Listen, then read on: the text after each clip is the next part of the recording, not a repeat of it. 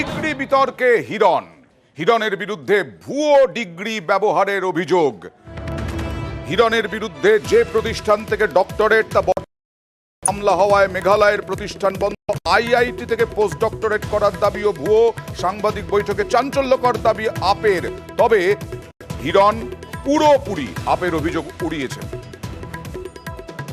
IIT খড়গপুরের থেকে আমরা জানতে চাই যে উনি কোন ডিপার্টমেন্ট থেকে রিসার্চ স্কলার করছেন, রিসার্চের কাজ করছেন। তো ওখান থেকে আমাদেরকে স্পষ্ট জানিয়ে দেওয়া হয় যে এরকম কোনো ইনফরমেশান ওদের কাছে নেই। এবং তারপরে আমরা অ্যাপিলেট অথরিটির কাছে ফার্স্ট অ্যাপিল করি, এটা জানতে চাই যে উনি কীভাবে অ্যাসোসিয়েট আছেন। তার উত্তরে গত পরশু দিনকে আমাদের আইআইটি খড়গপুরে ওই আরটিআই রিপ্লাইতে জানানো হয়, he is neither a research associate নর সায়েন্টিস্ট নর স্টাফ নর in any other category as per institute rules and regulation. তাহলে যিনি নিজের এফিডেভিটে এটা লিখছেন যে post PhD research fellow at IIT Kharagpur, সেইটা কি করে সত্যি হতে পারে?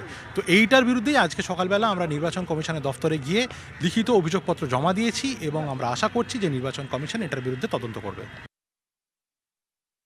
এবার সেই জাল যদি হয় তাহলে যে প্রথম থেকে জ্বালিয়েই সে কি করবে ঘাটাল মানুষের জেতার পর, এই সম্ভাবনাটা একদমই কম।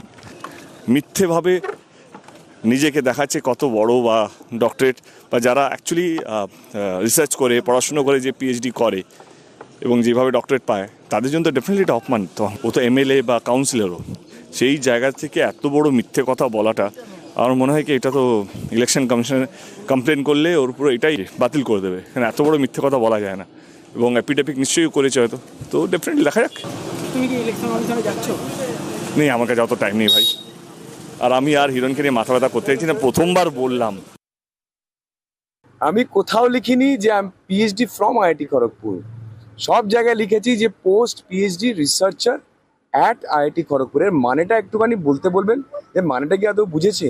কি হয় দেখুন, পড়াশোনা না জানলে একটা মাধ্যমিক পাস ছেলে, যে মাধ্যমিক যে উচ্চ মাধ্যমিকটাও পাস করেনি, তার টুইট পড়ে আপনারা আমাকে প্রশ্ন করছেন। আগে তো আপনারা একটু স্টাডি করে নেবেন।